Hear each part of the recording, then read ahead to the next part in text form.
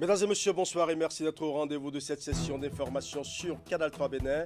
3 départs, 2 entrées et la création d'un secrétariat d'État. C'est la caricature de la nouvelle configuration du gouvernement du Bénin. Le départ du ministre Séverin Quenom du gouvernement est confirmé par ce remaniement technique. Il cède sa place à Yvon Dedjenou, qui devient garde des Sceaux, ministre de la Justice et de la Législation. Dans ce journal, nous ferons le point de la nouvelle configuration de l'équipe gouvernementale. Nous parlerons également de l'ouverture d'une rencontre des acteurs impliqués dans la gestion des centres communaux, des services publics, CCSP et des guichets de services des relations avec les usagers. Cette séance qui se tient à Cotonou permettra aux participants de procéder à l'examen des projets de documents élaborés en vue d'améliorer la gestion de ces centres. Nous parlerons également des gagnants du jeu concours de l'animation commerciale qui ont reçu leur lot ce mardi 18 avril. Il s'agit d'une campagne de promotion du paiement par carte bancaire initiée par le groupe monétaire bancaire monétique de UEMOA en collaboration avec le Comité monétaire national Bénin. L'initiative et à sa première édition a pour objectif d'amener les populations à s'adapter à ce mode de paiement. Voilà pour les titres, mesdames et messieurs. À nouveau, bonsoir. L'information circulait depuis plusieurs jours. Aujourd'hui, le départ du ministre Séverin Quenom du gouvernement est confirmé par un remaniement technique. Il cède sa place à Yvon Dedjenou, qui devient garde des Sceaux, ministre de la Justice et de la Législation. Dans la nouvelle configuration de l'équipe gouvernementale, on note 2 entrées, 3 départs et la création d'un secrétariat d'État, suivant le point de la rédaction. Dimanche soir, lors de sa conférence conjointe avec le président Kagame, Patrice Talon bottait en touche ce qui avait fuité quelques jours auparavant. Je ne pense pas que l'opinion ait reçu un communiqué quelconque ou la copie d'un décret ayant procédé à un remaniement ministériel. Donc, je ne peux vous répondre au-delà de ce qui est formel. Et à l'heure où je vous parle, le ministre Quenom est toujours garde des Sceaux, ministre de la Justice. Ça peut changer demain, ça peut changer ce soir. Dans la soirée de ce lundi, Patrice Talon a officialisé le remaniement de son gouvernement. Dans la nouvelle configuration de l'équipe gouvernementale, on note 2 entrées, 3 départs et la création d'un secrétariat d'État. En substance, le départ du ministre Séverin Quenom est confirmé et il cède sa place à Yvon Dedjenou, qui devient garde des Sceaux, ministre de la Justice et de la Législation. Donna Jean-Claude Oussoupar et Samou Seydou Adambi héritent de son portefeuille en plus de ceux de l'eau et des mines. Quant à Hervé Héromain, il est remercié et ses attributions greffées à celles de José Didier Tonato, dont le département devient ministère du cadre de vie et des transports chargé du développement durable. Quelques anciens ministres n'ont pas été inquiétés par ce vent de réaménagement. C'est le cas de Abdoulaye Biotchane, Romuald Wadaï, Aurélien Agbenossi, Alassane Seydou, Gaston Dossoui, Raphaël Akoteyon, Osvaldo Meki, Jean-Michel Abimbola, Benjamin Humpati, Yves Kouaro Tchabi, Saliman Karimou, Modeste Kérikou, Fortuné Alain Nouati. Les 5 dames de l'équipe sont aussi loin de craindre ce réaménagement. Véronique Toinfodi des Affaires sociales, Aurélie Adam Soulé-Zoumarou du numérique, Éléonore Yaïla Descamps du supérieur, Shadia Assouman du commerce et Adidja Tomatis du travail restent et poursuivent l'aventure aux côtés de Patrice Talon. Les acteurs de la communication restent quant à eux toujours orphelins. Le très attendu ministère de la Communication n'y figure pas. Il faut dire que c'est une première dans son histoire, mais qui existe déjà dans d'autres pays. Le gouvernement du Bénin compte désormais en son sein un secrétaire d'État à l'énergie. La question qui se pose tout de suite est de savoir qu'est-ce que c'est qu'un secrétaire d'État? Quel est son rôle et où se positionne-t-il dans le gouvernement? Le politologue Edine Kakaï apporte des réponses à ces interrogations. Nous allons suivre. Dans le gouvernement, vous avez un ministre chargé de l'énergie, des mines et de l'eau. Et vous avez un secrétaire d'État en charge de l'énergie. Cela suppose que le secrétaire d'État est placé sous l'égide du ministre de l'énergie, des mines et de l'eau. Mais seulement, il joue un rôle technique, il joue un rôle stratégique, il joue un rôle opérationnel dans le gouvernement en ce qui concerne l'énergie. N'oubliez pas que depuis 2016, le gouvernement fait de l'énergie une priorité, le président de la République fait de l'énergie une priorité. Et vous-même, vous voyez dans notre pays tous les chantiers que qui sont lancés un peu partout à Glodjibé, Semé, Kodi, etc. Avec ces chantiers, si l'énergie électrique et les autres formes d'énergie ne sont pas disponibles et viables, je pense que nous risquons de tomber dans une faille des politiques publiques, d'où l'existence d'un ministère en charge de l'énergie n'exclut pas la nomination d'un secrétaire d'État qui peut s'occuper de manière spécifique de ce volet dans le gouvernement. Le secrétaire d'État est membre à part entière du gouvernement. La preuve, son nom est sur le décret. Et donc, il est un ministre du gouvernement béninois, du tout dernier gouvernement béninois. Et quand vous regardez lors de préséance, il est au niveau, il est au dernier échelon dans la composition du gouvernement, ce qui justifie qu'il est sous l'égide d'un autre ministère. Et justement, parlant toujours de ce réaménagement, le ministère de la Justice et de la Législation a désormais pour garde des Sceaux Yvon Detienou. Que peut-on retenir du nouveau ministre de la Justice et de la Législation? Comment les juristes ont-ils accueilli la nouvelle de sa nomination et qu'attendent-ils de lui? Maître Amandine Goudé-Diassine, avocate au barreau du Bénin, nous livre ici ses impressions. Nous allons suivre. Je suis très contente pour lui. Je le félicite pour cette nomination. Je l'ai reçu, bon, pour moi c'est un homme travailleur, donc ça ne m'a pas surpris qu'il soit nommé à ce poste. Parce que c'est un bosseur, et il est compétent et il a le sens de la justice en lui, donc ça ne m'a pas surpris. Déjà, ce que je connais de l'homme, il a été notre bâtonnier. Donc en tant que bâtonnier, il a beaucoup œuvré au sein de la maison justice, c'est-à-dire déjà pour l'unité entre les magistrats et les avocats. Il a également œuvré à ce que la justice soit équitable au niveau de tous.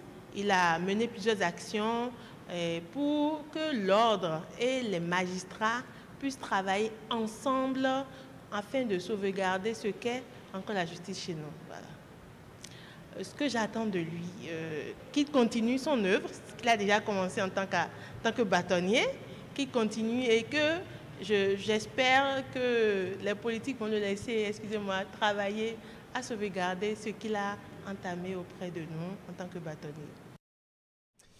Autre volet de l'actualité nationale, ouverture ce mercredi à Cotonou d'une rencontre des acteurs impliqués dans la gestion des centres communaux, des services publics et des guichets de service des relations avec les usagers. Il est question pour les participants de procéder à l'examen des projets de documents élaborés en vue d'améliorer la gestion de ces centres. Reportage.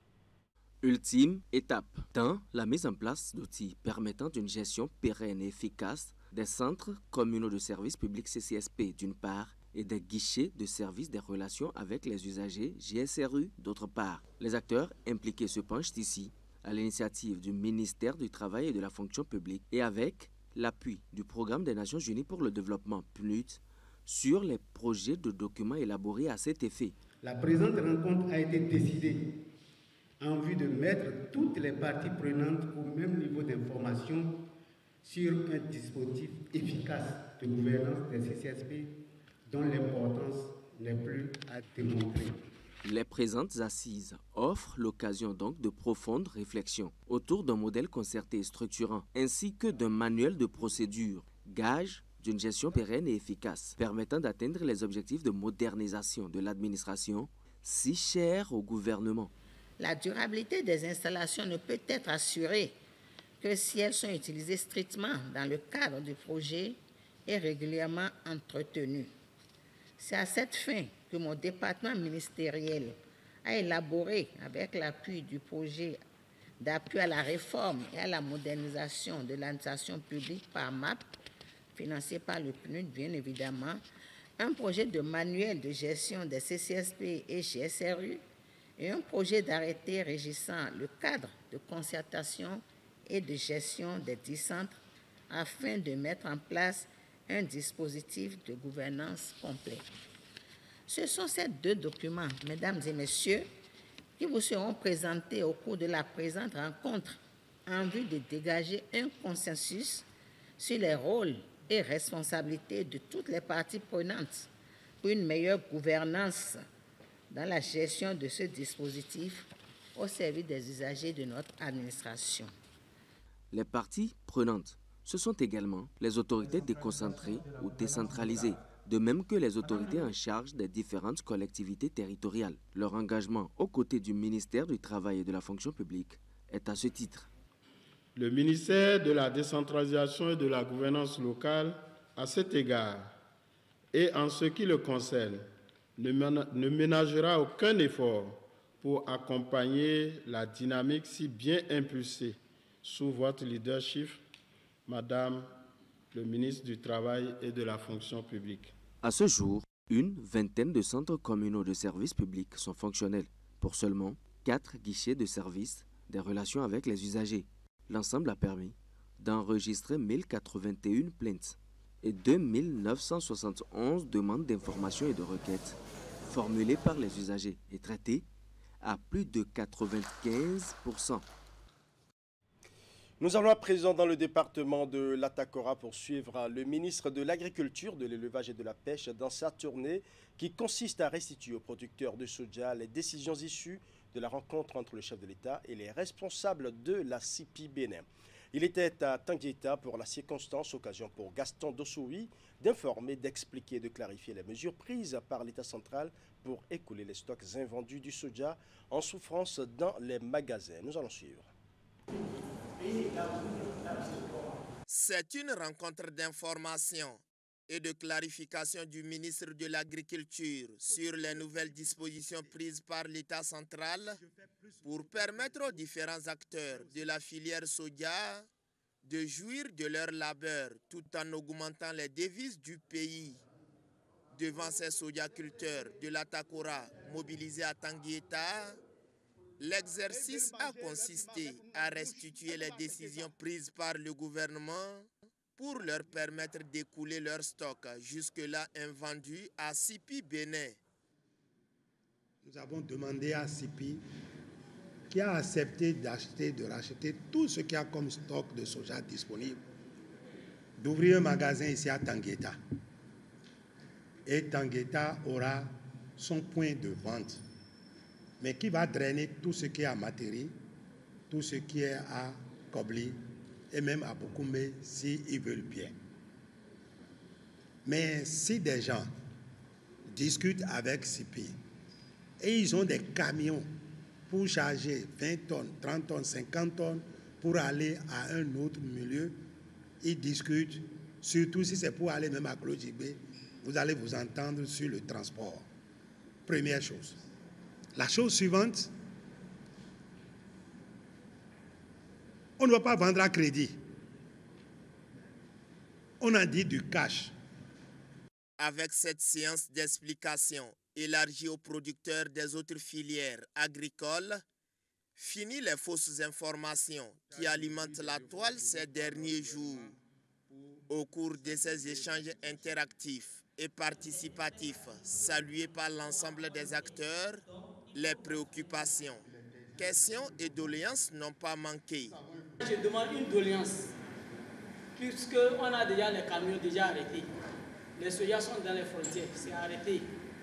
Je demande une doléance pour trouver une porte de sortie de ces camions et de ces sojas arrêtés. Pourquoi est-ce que pour sortir le coton fibre du port de Cotonou, il faut payer 20 francs par kilo, et pour sortir le soja du Bénin, il faut payer 140 francs. Je veux qu'on m'explique ça aussi. Le coton graine ne sort pas, donc il ne peut pas avoir la même taxe. Le soja travaillé et qui sort est moins taxé que le soja brut. De même, le cajou travaillé dans nos usines qui sort n'a pas la même taxe que le cajou brut, la noix brute que l'on met à l'exportation. Vous avez posé un problème sur les camions qu'on a à raisonner avec les produits. Le soja qui est là, on peut décider de comment ça va être géré. L'essentiel, c'est que ça soit géré au Bénin, dans mon pays. Et que le transporteur soit amendé au moins.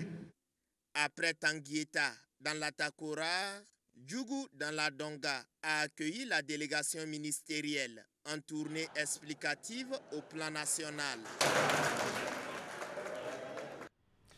Le gouvernement du Bénin est également déterminé à réduire au chiffre zéro le travail des enfants.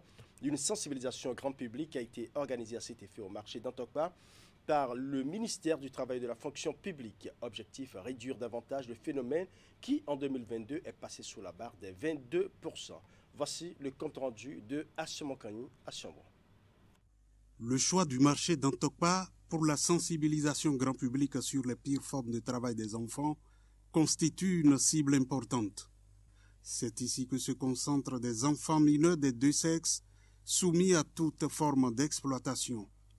Le déplacement de la ministre du Travail et de la Fonction publique, Adidja Toumatis, et de son homologue des Affaires sociales, Véronique Toinforé, montre combien le phénomène préoccupe le gouvernement.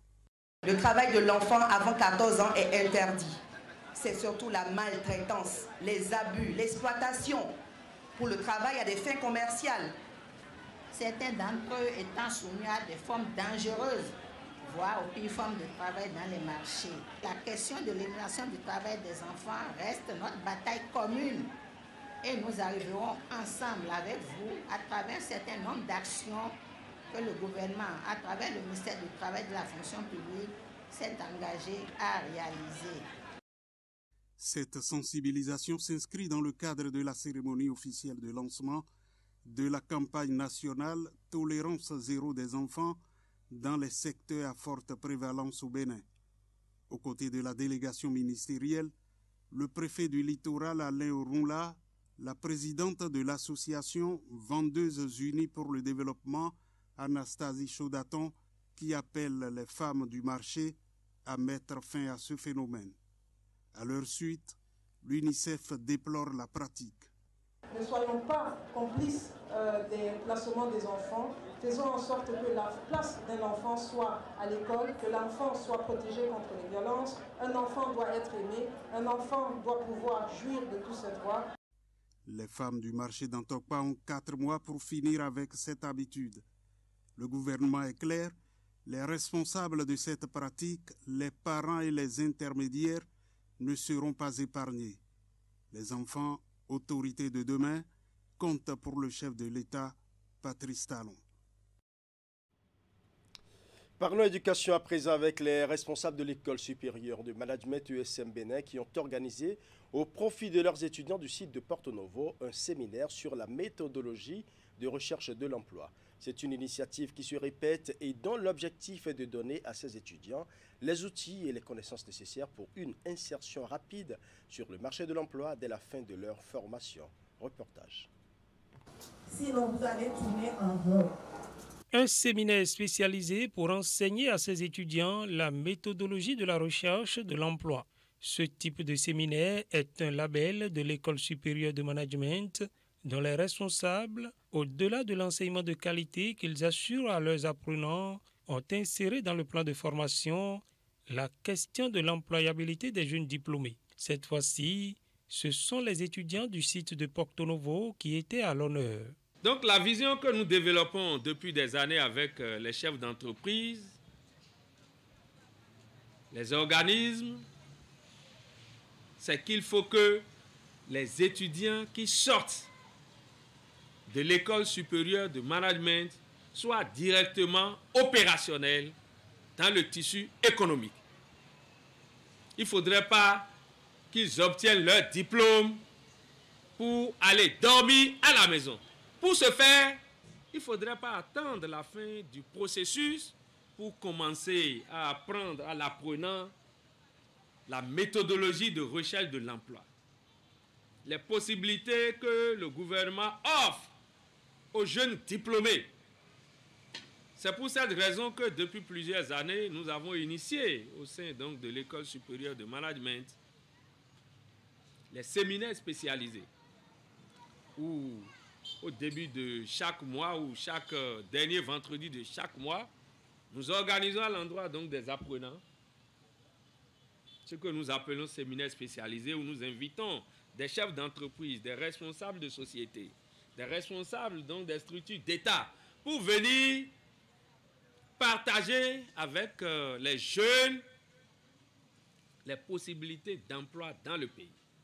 Pour cette session de formation, c'est l'Agence nationale pour l'emploi qui a été choisie pour entretenir les étudiants de l'École supérieure de management, site de Porto Novo. Vous avez certainement choisi votre formation, mais est-ce que vous connaissez votre monde professionnel? Ceux-là qui avaient suivi la même formation que vous, comment ils ont pu s'insérer? Qui a l'information a le pouvoir, dit-on. Vous devez sortir. Ne restez pas seulement au niveau de la formation et la maison. Aujourd'hui, c'est les parents. Mais d'ici 2 ans, 3 ans, est-ce que vous avez déjà pour objectif de libérer les parents, de les décharger?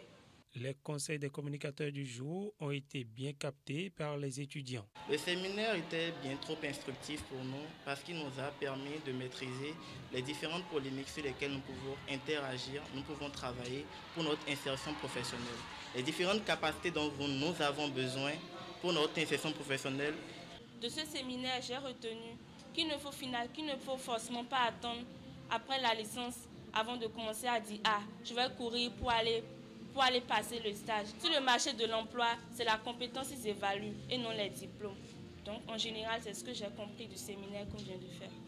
Aguerrir ces étudiants pour qu'ils appréhendent très tôt les écueils du marché de l'emploi, c'est une recette de l'École supérieure de management qui a jusque-là produit de bons résultats avec un fort taux d'insertion de ses diplômés.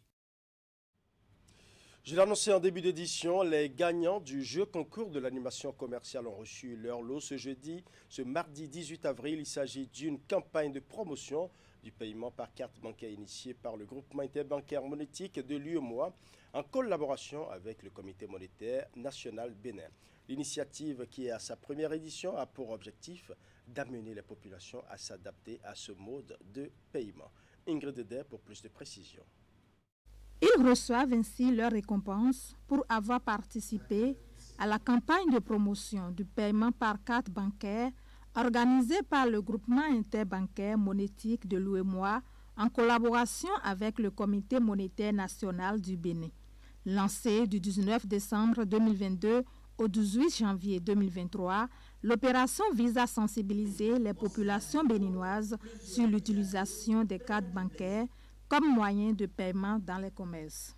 Mais la campagne, en fait, au niveau des points de vente, constituait non seulement à la distribution de flyers, mais à la remise donc, de gadgets à tout client qui payait par carte bancaire. À l'issue donc, de cette campagne, on a pu faire le point avec les banques et on a identifié par point de vente les meilleurs, c'est-à-dire ceux qui ont eu à faire des paiements répétés avec leur carte bancaire. On a identifié aussi ceux qui ont eu à faire des paiements au-delà de 100 000 francs qu'on a récompensés. Plus de 10 000 paiements par carte bancaire ont été enregistrés lors de cette campagne, sanctionnée par 402 bons d'environ 6 millions de francs CFA. Pour qui ne le sait pas, JIM-EMOA offre de nombreux avantages aux détenteurs de cartes bancaires. À vous, chers commerçants, l'occasion est aussi opportune pour vous rappeler les multiples avantages que vous procure l'acceptation des cartes dans vos commerces. La gestion plus aisée de la trésorerie, la diminution des risques de faux billets, la réduction des risques de différence de caisse, une meilleure qualité de service à votre clientèle. Nous sommes heureux de constater que cette première édition a été couronnée de succès. Et donc nous tenons tout particulièrement à remercier très chaleureusement tous les acteurs qui se sont impliqués dans le déroulé de cette campagne, notamment le GIM, le CMN, mais également l'ensemble des institutions financières, en l'occurrence les banques et les SFD, qui ont contribué justement à faciliter davantage la vie aux populations béninoises. Après cette première édition de la campagne du paiement par carte bancaire qui fait déjà école au Sénégal et au Togo, les organisateurs entendent rééditer l'initiative. La deuxième édition est donc annoncée pour mai 2023. Du côté du Conseil économique et social, Conrad Baguidi va désormais siéger en remplacement du regretté général Soumane Woké décédé il y a quelques mois. Le nouvel élu a été choisi par ses pairs présidents des associations de développement des 15 communes du Zou et des Collines. L'élection s'est déroulée à la préfecture d'Abomey et a été présidée par le préfet Firmé Aimé Couton ainsi que le représentant du garde des Sceaux. Imet Hélène Amosso pour les détails. Un nouveau représentant pour les associations de développement des 15 communes du Zou et des Collines au Conseil économique et social, CES. Le remplaçant de feu général Soumane Woké est désormais connu. C'était à l'issue de l'élection organisée à cet effet à la préfecture d'Abomey.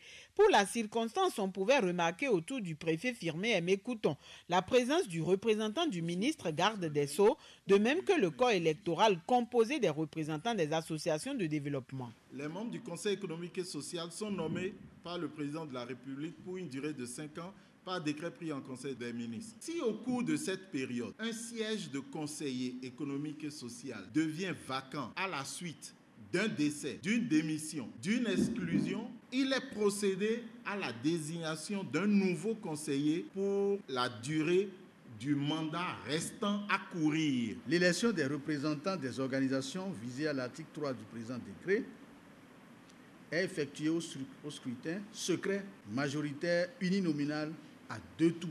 Au premier tour, le candidat ayant recueilli la majorité absolue des suffrages exprimés est proclamé élu. Si, après le premier tour, nous constatons qu'aucun des candidats n'a pu obtenir la majorité absolue, nous allons passer au deuxième tour entre les deux candidats venus en tête. Les opérations de vote se sont déroulées conformément aux dispositions prévues dans la loi 92-010 du 16 juillet 1992 portant loi organique sur le CES, le règlement intérieur de l'institution, en plus du décret fixant les modalités des élections des représentants des organisations au sein du CES.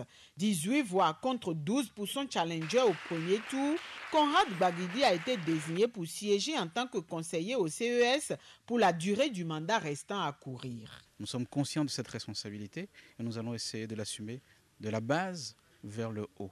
Donc nous allons travailler avec les 15 communes comme il se doit pour que l'ensemble des préoccupations d'ordre socio-économique de notre région puissent être relayées au niveau du Conseil économique et social. Conscient de ces nouvelles responsabilités et les défis à relever, Conrad Baguidi veut pouvoir compter sur le soutien et l'accompagnement de ses pairs présidents d'associations de développement de communes. Ces derniers, quant à eux, n'ont pas manqué de lui rappeler certaines de leurs attentes. Nous voudrions qu'arriver au Conseil économique et social, vous essayez de défendre pour que chaque département ait au moins un représentant au Conseil économique et social, doublé en tenant compte des circonscriptions électorales ne fera que nous arranger. En plus de ses autres compétences, le nouvel élu a été choisi pour avoir aussi fait ses preuves en tant qu'entrepreneur agricole. Il est l'actuel président de l'Association pour le développement de la commune de Savalou, ADCS.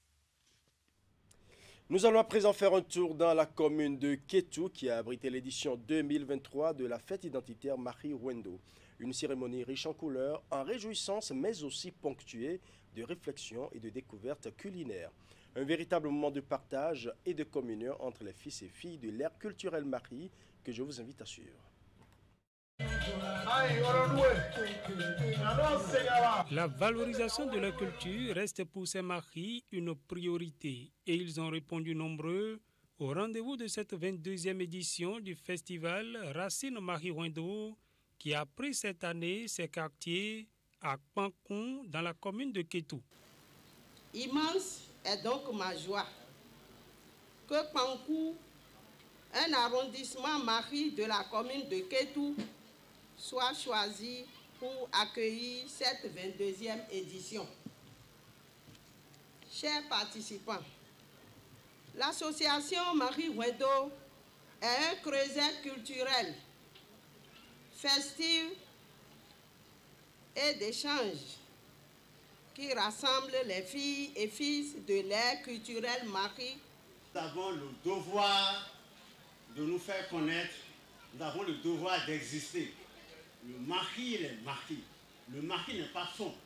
Je ne connais pas les statistiques, mais je suis sûr que nous sommes assez nombreux puisque les informations que nous avons reçues nous montrent que le Mahi fait 18% de la population du Bénin. Et ça, c'est important.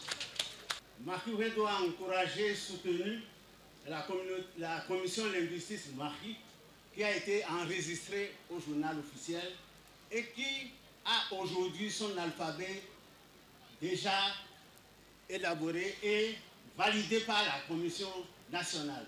Nous avons notre alphabet maintenant et ça c'est important. Pour chaque édition, l'association Racine Mahi Ouedo réalise des œuvres pour la localité qui abrite les festivités. Kpankun a ainsi bénéficié de la réalisation de 2 monuments, un monument pour symboliser le festival Mahi Ouedo et un autre qui représente une personnalité forte de Kpankun, notamment le fondateur du royaume de Kpankun. Une collecte de fonds a été aussi initiée pour acheter une prothèse à l'artiste de renom Gbema Omede qui a depuis quelque temps perdu sa mobilité. Mahi Ouedo, édition 2023, n'a pas manqué d'être ces moments de réjouissance, de concerts et de découvertes culinaires qui mettent en avant le riche patrimoine Mahi. Vous voyez, c'est riche. Ce qu'il y a maintenant, c'est qu'il faut tout faire pour laisser tout ça à la postérité. Je crois que cela est très important pour que nous, nos enfants qui ne savent pas danser ça, commencent déjà à apprendre à danser le tchekoumé, le toba et le masagorou.